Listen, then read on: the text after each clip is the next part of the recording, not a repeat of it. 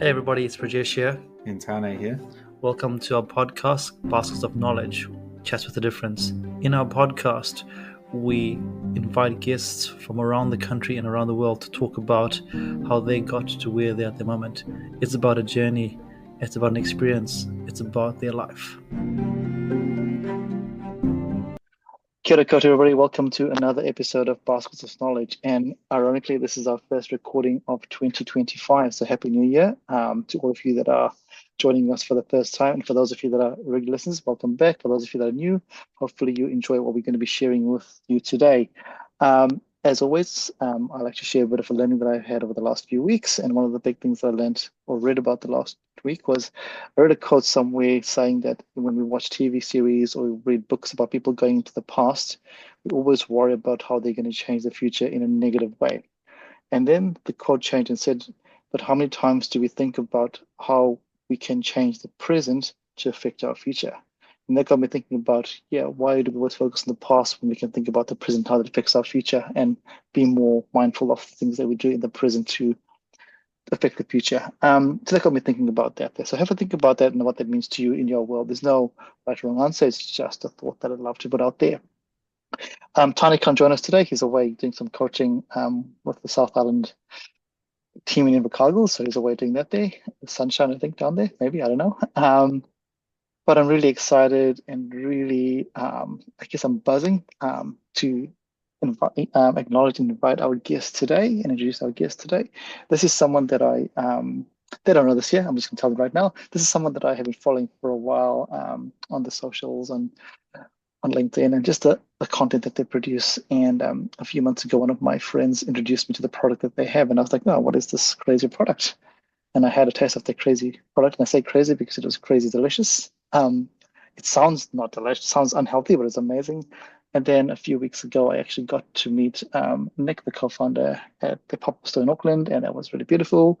And I've been talking about it to a lot in my office. And the other day, actually my first day back, everyone was like asking, "What are you drinking there?" And they were like, "What is this?" And the whole office is now online buying this product. Yeah, so that's my long way of saying it's very exciting and very our privilege to invite Kate, the founder or the co-founder of Moodi, onto our podcast. Welcome to Boston Knowledge, Kate.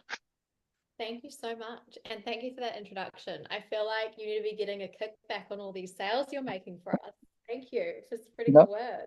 no worries. I mean, if it's a good product, you put it out there, right? If it's amazing and which is beautiful.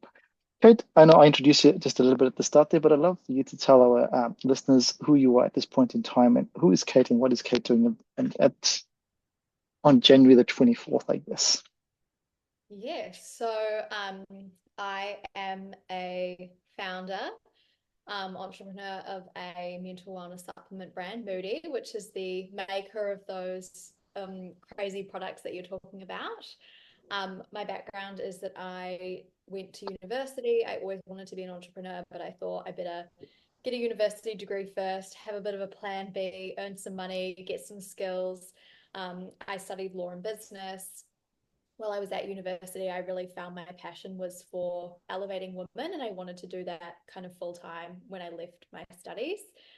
So I kind of combined my two dreams together, one to help women sort of feel their best and reach their potential, and the other was to start a business. And that's sort of what leads me to where I am today. And that's amazing. I love that because there's so much to unpack right there. And I guess the first thing that I'd like to unpack is you said there, you want to be an entrepreneur, but you went to university because that's the safe thing. Was that something that society said was safe, or was it just something you just going, oh, maybe what if this entrepreneur gig doesn't really work out? Where did that mindset come from? Totally. I think it was both. I Yeah. think to some extent, society places pressure on young people to kind of have a path all carved out. I remember when you're at school, people say, like, "Oh, what are you going to do when you're older?" It's like, well, that job might not even exist right now for me.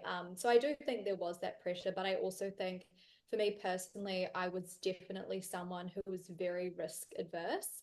Like, I literally studied law as a backup degree option. I knew I never wanted to be a lawyer. I actually did a business degree as well. And I certainly think that a lot of people are afraid of the risk of, starting a business and what that might entail. And um, I definitely wanted to have as many different options as possible to mitigate that downside risk.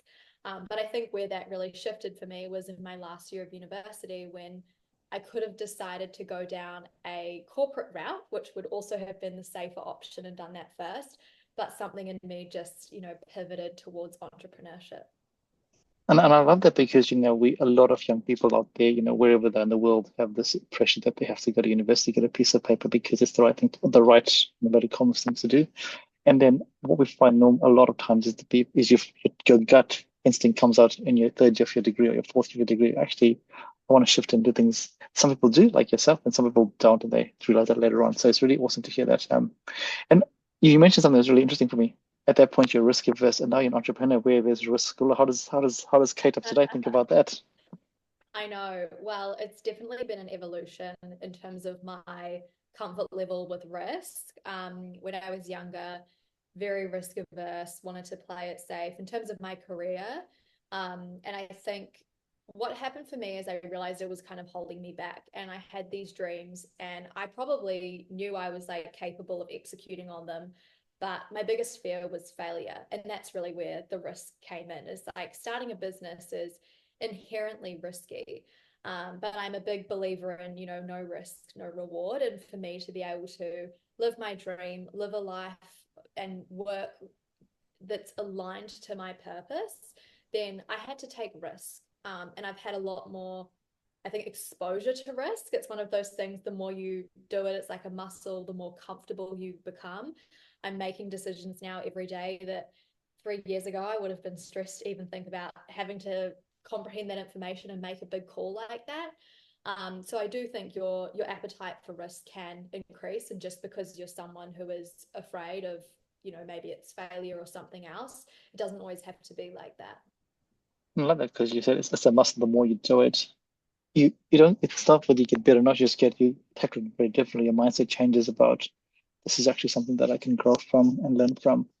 Do you think that your stress has reduced because of your product that you imbibe every day? Could that be a Honestly, I love taking the products, yeah? and I truly believe that they work. I went away, as you may have seen on LinkedIn, for 5 days, and I didn't take my sleep hot chocolate with me. And honestly, I had the worst sleeps of my life. And I wear a tracker, and it told me, like, you're having the worst sleep of your life. Oh And wow.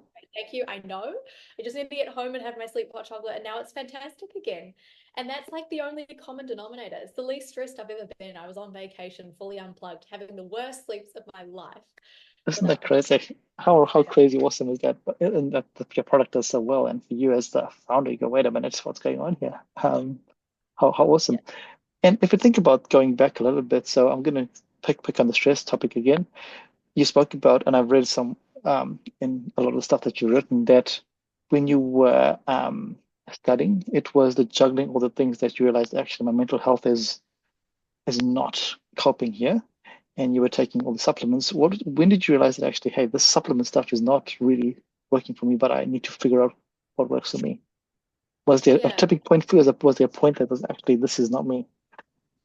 Well, I think back in that era of my life, I was doing a lot. I still am doing a lot, but I think the difference is now I have the right tools to cope with that. And one of those tools is supplements that really do work and that I love and that are delicious. But I think if I take it back to kind of when I was at university doing a lot, the problem that I really encountered is I would buy products and I would not remember to take them. Like I would invest in, like I would see a naturopath, they'd be like, take these 5 things. They're all these absolutely ginormous capsules. Like I feel like the good stuff is they were always huge. And I Yeah. would take it 3 days or 4 days, or then I would skip 5 days and then I would be like, oh, my supplements. And I just was not consistent. And I think that coupled with maybe questionable efficacy of some of the other stuff I was taking, it's sort of like, to actually get the best results, you need to be consistent. And I did not have something that I could find in the market that was really delicious, crazy delicious, to use your words,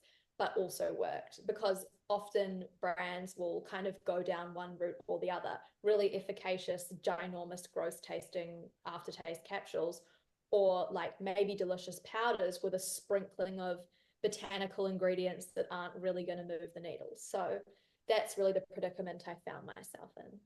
Yeah, and then how did you go from you, law and business to something that is more food sciencey, or in a very different realm? Did you feel comfortable stepping into that, or did you have some background knowledge into this world of supplement development? Yeah, so the transition from, I guess, even like uni student, I won't even say lawyer or like Yeah. in corporate world, it was like I was a uni student becoming an entrepreneur. And I think I came at it from a unique place, which was that like I was the customer. I was the person who intimately understood this problem. I understood the problem that my other customers, other women, whether it be my peers or mums or women at all different stages of their life would be facing. So in a way, it almost made me like the best placed person to do that. But I had to, rope in the right resources. I don't have a scientific background. I had to find the right people for that. I don't have a, background in manufacturing. I had to find the right people in that. I think marketing is the one thing that I like wasn't qualified to do, but would be okay for me to do legally. So, I did the marketing. But I always had a really customer centric mindset. So, I would go into all of those discussions and projects thinking about it from the perspective of the customer, which in some ways is actually unique. And I love that because a lot of people have an idea and they don't build an idea because they say we don't have experience in X, Y, Z. It was so easy for you to go, cool idea, no science background, no manufacturing, no marketing. I'm just going to let it be. And a lot of people out there, I was speaking to someone the other day, like I've got this great idea, but I'm just going to do it. I was like, everyone has an idea. Everyone's got an idea. It's the ones that actually do something. So I think it's great for anyone listening who's got an idea. Don't let that stop you if you don't have the resource, knowledge. You can find the knowledge out there.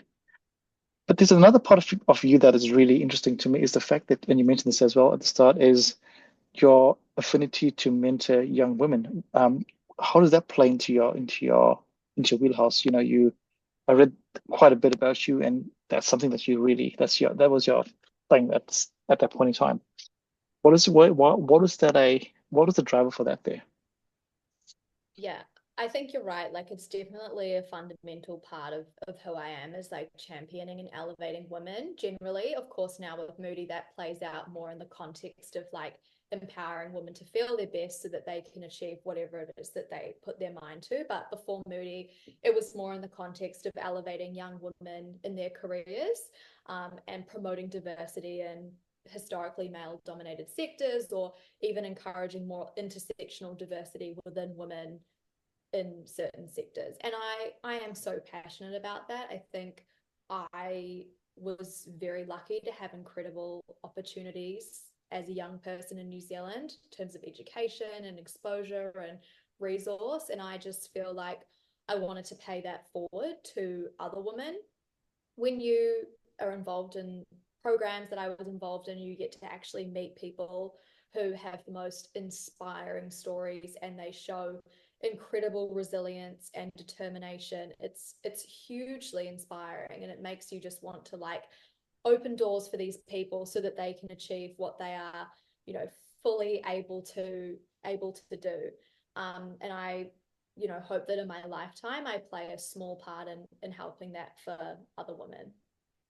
I reckon you've already started doing that there, Kate, and I think you have, and I like that because I think it aligns with something that I'm really passionate about. Is how do you lift up people, whether it's young women or disadvantaged communities or people that just traditionally in the world out there are disadvantaged for whatever the reason is. So it's really beautiful to see that's a really core fundamental part of your being, but also you've taken that into your product as well. It's really cool. So I really want to do it immediately because I think it's really awesome.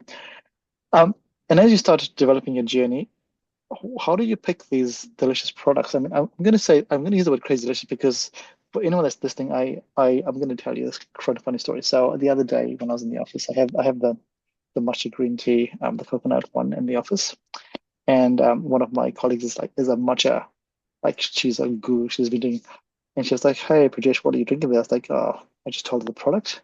She's like, "Oh, that probably tastes horrible," and I was like, "You want to give it a go?" And she tasted, she's like, "Whoa." this is the best match I've ever had in my life. And she was like, how did this fusion actually work? So the question for me is, you have much this matcha tea out there. What is the inspiration for you to have these these flavors that you go, wait, how does it actually work? But it actually works so well.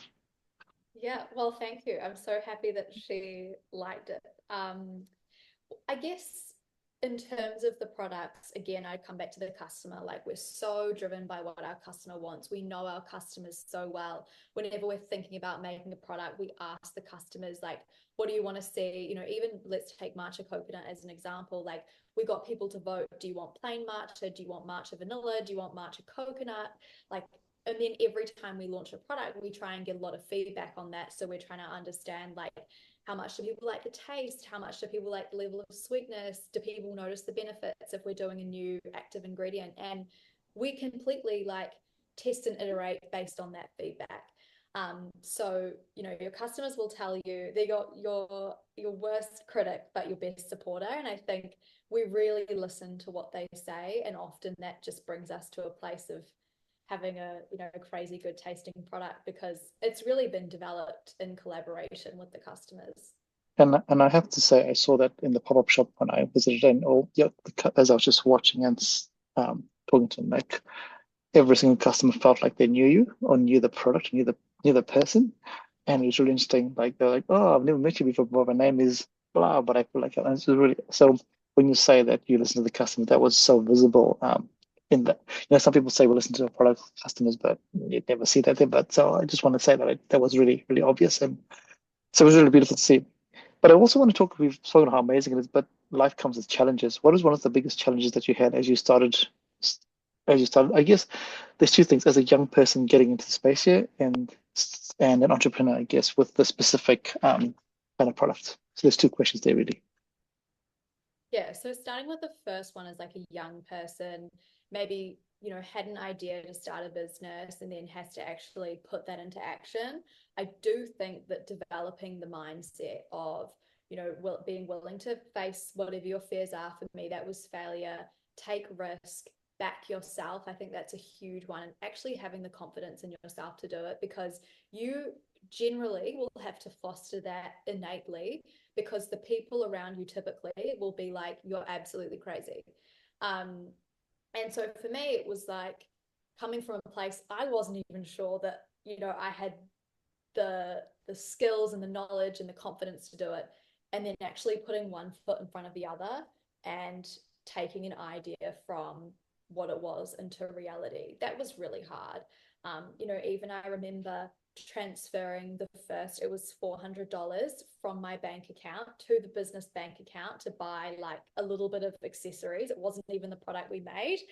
And I just felt sick. That was so much money to me, Yeah, as a university student. It's like, I was like calculating how many hours of work do I have to do to earn $400. It was a lot, it's a yeah, relative moment. And then placing our first purchase order, we had to buy, I think it was a few thousand units of the functional protein that we made at the beginning. And I just remember thinking, how on earth am I going to sell? I calculated it was 8 units a day before the protein expired. yeah. And Oh, it's like, wow. just, yeah. But then you kind of come to a place where you think, this is my baseline. And if something goes really bad, I can come back to my baseline. Bearing in Yeah, mind, say you don't mortgage your house and you don't do anything absolutely crazy to put yourself in jail, like you can come back to the baseline. And yeah, for me, that was, I'm a graduate, I've got a qualification, I could go and get a corporate role. Yes, I'm not earning money like all my friends are, but whatever, that'll come. Um, but getting to the point where you mentally accept that was hard. And I did a lot of work on mindset. I listened to so many podcasts, books on mindset. Like, I was just listening to inspiring entrepreneur stories like 5 hours of the day, really, on podcasts. So hopefully that answers your first question on sort of what was the initial challenge.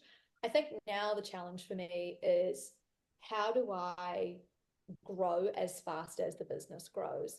yeah. Moodi has grown very quickly. We grew 2000%, then 400% last year.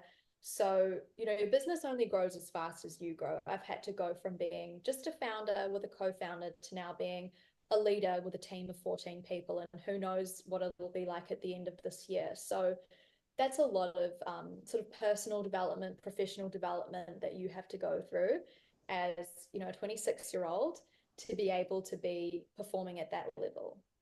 Yeah, and I love that both of those are really they come down to mindset, right? One was the mindset around that, well, what am I doing here? And one is now mindset of growth as a leader. I remember I had Jamie Beaton from Crimson on here, and he said the exact same thing. He said the mindset that he went from running a company with 100 people to now running a company with 10,000 people. He goes, I had to, my brain just had to go, wow, I had to think about this. So I love that as a great awareness piece there, but also an awareness piece for our listeners that, hey, these things might look all hunky dory on the outside, but you've got to keep growing all the time. Um, your color scheme, how did you choose your color scheme for Moody? It's a very unique blue on your containers. Was that you, or was it from Nick, or was it your customers again? Yeah, so how do we come up with the Moody Blue color Yeah, scheme, yeah, the yeah, branding? yeah. Well, first things first is we've done it all ourselves. We like never paid a designer. Some people will message us and they say, I'm starting a business. I absolutely love the branding. Like, who did you use? It's like, I'm really sorry we did it and we don't have time to help. Um, well, we started off with gold packaging, actually. The first production run was all gold, and we didn't really have a brand color. And if anything, our brand color was gold. Yeah, But if you take gold in real life, it looks beautiful and it glows. And then you put it on a website, which, we're 100% direct to consumer, it kind of looks like brown gone wrong. So we had to pivot away from the gold. And Nick and I both love that color. Blue is my favorite color.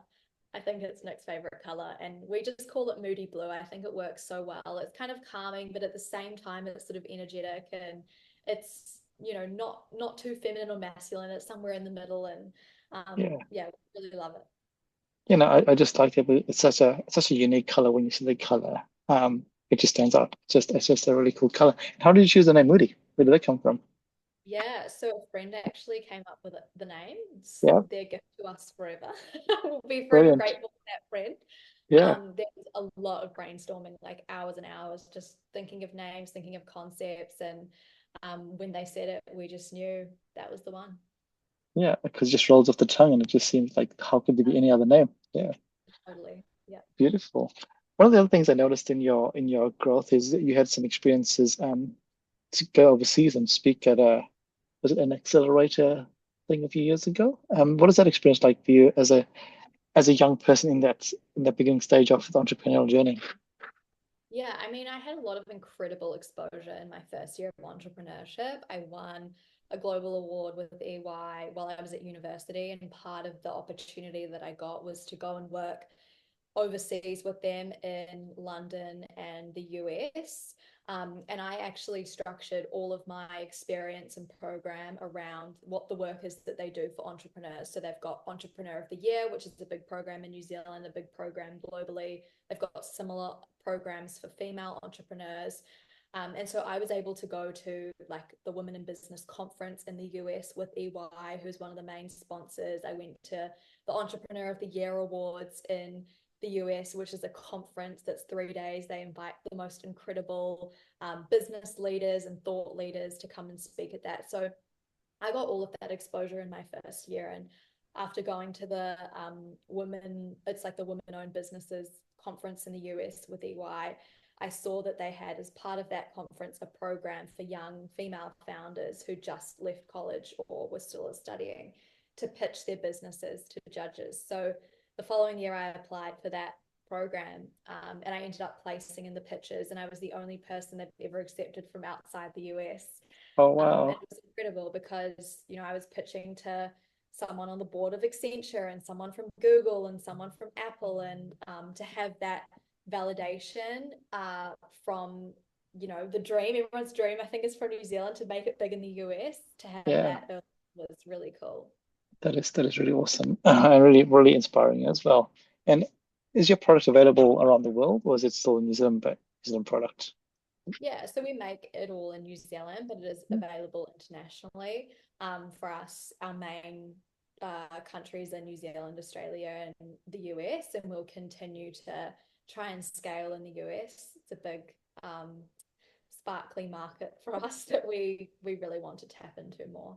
Yeah, and I think it's awesome. I think that's the beauty of the product that you have, that it is you can get it, because of the way you've done your marketing, that it's accessible around the world if those people find out about it, and off they go.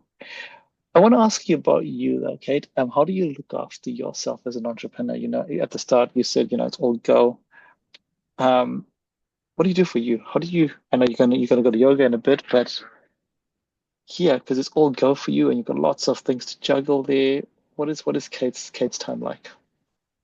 Yeah, well, recently I've got really into the concept of like yin and yang. I think yang is like very go, go, go, like always striving for more, very goal orientated, pushing hard. Whereas yin is kind of just like being, not doing, and sitting with where things are currently at, being mindful, being present, relaxing, recharging, and they're very much in contrast. And I think a lot of running a business, you're kind of in this yang mode, like super high energy, going for it, always striving.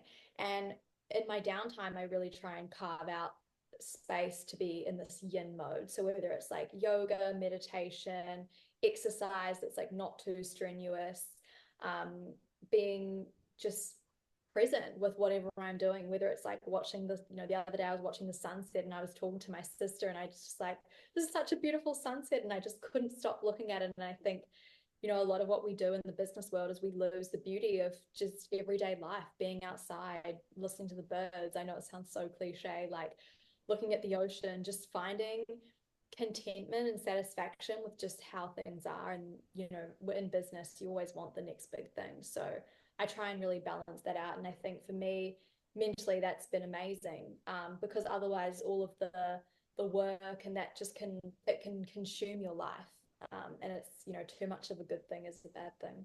Yeah, totally. And balance is key. Balance is key. People say it, but I like the way you phrase it. Yeah, the yin and yang. When you balance that out, whatever that looks like, then you become really supercharged as a human. What that looks like for you, because I think, as you said before, we live in a either a grind and hustle culture. You're either one or the other, but that balance is really important. But it also takes a lot of awareness and intentional time to put aside and go, I'm actually going to do this without being guilty. And I think that's the whole guilt factor. Like, I'm going to watch the sunset and just enjoy that and not worry Totally. about work, which is quite interesting. The other thing that came to mind as you spoke today was, how has your world shifted when you see your friends who are, following, I guess, normal career pathways, and you've diverted? What has that been like for you? As you said at the start, you had to put some money there, and I'm like, oh no, my friends are doing this here.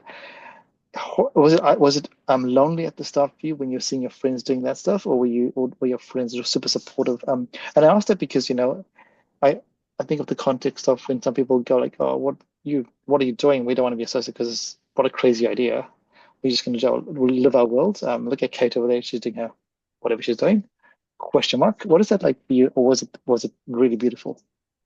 Yeah, well, like I think people can still be supportive, but it's lonely. Yeah, Like you're kind of, the only one that doing the things that you're doing, and it's unique, or you're walking a different path. And that path could be entrepreneurship, or it could be, professional sport, or it could be that all your friends are doing something and you're going down a corporate route. Like you can have people who are supportive, but you still feel isolated because, you're facing unique challenges that other people may not be going through. Maybe like for me, I was like so passionate about what I do, and you don't have that many people to share it with on that level. It's like, okay, Kate, you've talked about it 5 minutes, let's talk about something else. um but I think having a balance and having different perspectives is really important. And for me, it's like entrepreneurship is one part of my life, but I have friends that I relate to on other levels about different things. And some of those friends I now have cultivated friendships where I like talk about entrepreneurship and we talk about work, and that's what we have in common. But I've got others where it's like could be something completely different. But I think, in general, entrepreneurship is a lonely path because it is very all consuming and not that many people experience it. yeah, and that's because it's so unique, right? Entrepreneurs doing something that's testing and questioning boundaries and doing things that no one's done before in the way that you're doing it all. You're doing it so. Yeah, it reminds me of when I was doing my PhD. Your PhD is just you doing the journey by yourself, and people can come with lots of support and tell you everything, but you're like, but this is my thing that I love and I'm so passionate about. Let me talk to you about like, go away from me. It's very similar, very similar. We will help you, be there for you, but when you go like, let's talk about it for an hour, like, don't talk to me. Give me 5 minutes and I'll be done. So yeah.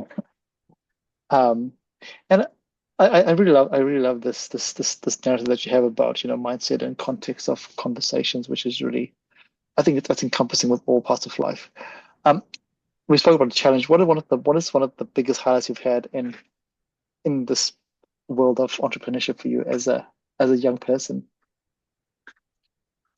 Honestly, the biggest highlight is looking at our customer inbox and just seeing what comes through. Like, we have an inbox that compiles like all of the Instagram messages, the DMs, the emails, the website inquiry form, and just reading that all together at the end of a hard day is just the most rewarding thing. Like, customers tell, like, I read it last night. One customer said, I've got 27 of my clients onto this. I was like, firstly, what do you do? Like, wow.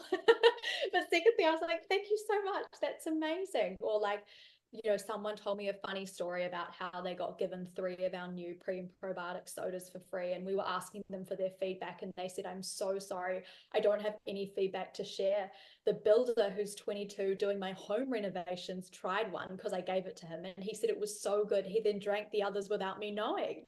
And I was like, this is just hilarious. So I sent her a few more cans and that was just like really fun. I said, this is made my day. Here's 6 more on me. And there's so many stories like that, people going through really hard times in their life, mentally, physically, financially, all sorts of things that people are going through. And everyone has stress and challenge in their life. And to have a product that genuinely supports people through that is incredible. And we've got a community of people who, want to tell you how amazing it is. And it fuels me every day. And I also want to, and that's so beautiful, but return so back to you, but it's also beautiful the email that you replied back. I mean, the email that you sent back to us was really beautiful. And I said to Tane, did the founder just reply us in such a nice way? Because sometimes you just get an automated email from someone else like, how awesome is that? So I think it works both ways. And I think it's something that, like I said before, when you see the rapport that your customers have with you and the product, it's really beautiful to see. So again, it sounds like I'm just telling you all these good things, but you know this year, but I just want you to know that it's something that we see with the stuff that you do. So thank you for that there. We really appreciate it. Both of us were like, "Are you sure she replied?" And I was like, "Yeah, look, she replied. This is crazy." So thank you for that there. And I know you got to go soon. I just want to. We've got 2 more questions, I guess. I guess the first question for you is now that you are delving into the world of the prebiotic and the drinks, how's that going for you? It looks amazing. It looks tasty, and got to get myself one of those. But how did you shift from that? That's from the powders to something that's more accessible. Yeah, well, no, they're a hot commodity because currently we're Yeah. just giving them away for free on our website with orders. But I guess it was really a natural evolution of the pre and probiotic powders. So when we launched the powders this time last year, so 12 months ago, people went absolutely crazy for them. They taste amazing. They've got great benefits. They have incredible ingredients. And people were like, I want this in a convenient format. I want this on the go. And I think the cans is really just the embodiment of that feedback, is how do you take something and make it even more accessible? And because it's a ready to drink beverage, I think you can make it like even more delicious as well. So no, the feedback we've had so far has been, yeah, pretty mind blowing. I'm very excited to see where it goes. That's very exciting. I'm very excited for you. And when I saw the product, I was like, oh, how cool is that? And I said to my team at a meeting today, I was like, guys, I'm gonna get you all this drink one of these days. They're like, yeah, whatever. So I'm gonna get it for them and see how they react at the next meeting that we have. Um, Kate, I know you've got to go soon, and I don't want to hold you up, but I would love to. We have a question we ask at the end of every podcast. We ask all our guests a question, which is basically our podcast is called Basket of Knowledge. And every week we invite our guests to share a piece of knowledge to put into our kits in our basket. You've shared so much of your story today, but is there any particular piece of knowledge that you'd like us to put into my basket, our listeners' basket, from your world of experiences? Well, someone very wise in my life told me that you create your own reality. And I've really been like mulling on that in the past couple of months, because I do think to some extent it's very true. And I know sometimes it can feel disempowering when you're facing a problem or you really want to do something, but you're afraid, or, something's pissing you off, or whatever life throws at you. But I think at the end of the day, we actually do have a lot of power. And whether that power is actually just how you perceive something, because you might not have full influence over changing it, or it's actually making big shifts and changes in your life to, reach your full potential or live a life aligned with, who you want to be. I think that a lot of that we actually hold within ourselves. And to in some way, it's kind of empowering to know that. And that is so true, and it's so beautiful. Again, like I said before, the whole conversation has had this thread of mindset throughout it, and also your piece of advice here is you have the power to create your reality, which is the mindset shift. A lot of the times we depend on other people to build the world that we want, and we always get let down because we depend on others. So that's a really beautiful piece of knowledge to bring to our kitty and our bosses. So thank you so much for that, Kate. Any last words? Anything else that you'd like to add, Kate? Because I mean, there's so much in your world that we could talk about. Anything that you think I've missed that you go, hey, wait a minute, this is a pretty cool part of my life that you didn't talk about. No, I think this has been amazing. I've loved this conversation. I always take it back to, like, where was I, when I was listening to podcasts like this, and I still listen to podcasts like this and get so much from them. And I think, everyone can take away something from someone else's journey that they just think, wow, that actually resonates with me, or I hadn't thought about something from that angle before. So I really hope that for your listeners, there's something amongst what I shared that sparks that. And if anyone listening wants to keep up with the journey and the craziness of what I'm doing, then you can follow along on LinkedIn. Yeah, so what we'll do is we'll put the LinkedIn post link on the show notes. We'll also tag your Instagram and show all the cool things that you can do. And if you have never tasted Moodi before, I'm going to strongly encourage you to give it a crack. And then if you get addicted, don't blame me. It's not my fault. It's you've created your own reality by doing that there. So Yeah, happy thank days. you. Kate, thank you so much for jumping on today. I was, like I said at the start, I was really excited. What you shared today is really beautiful. Your story, just your authentic stuff has been really beautiful. And I know that our listeners have learned something. And if they haven't learned something, they've got to go back and listen again because they're listening on 2x speed. So go back and listen on 1x speed. Thank you so much, Kate. Thank you for jumping on. And for our listeners, hopefully you enjoyed today's conversation. Till next time, don't forget to keep smiling. Don't forget to be happy. And the last thing is don't forget to put something into your path of knowledge. Till next time, bye everybody.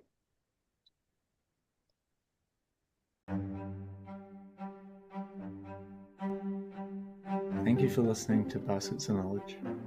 Yeah, we hope that you found something useful to put into your basket of knowledge. And as we said before, remember to put something little into your baskets of knowledge every week. And as always, feel free to like, comment, and share this podcast. Thanks, everybody. Bye.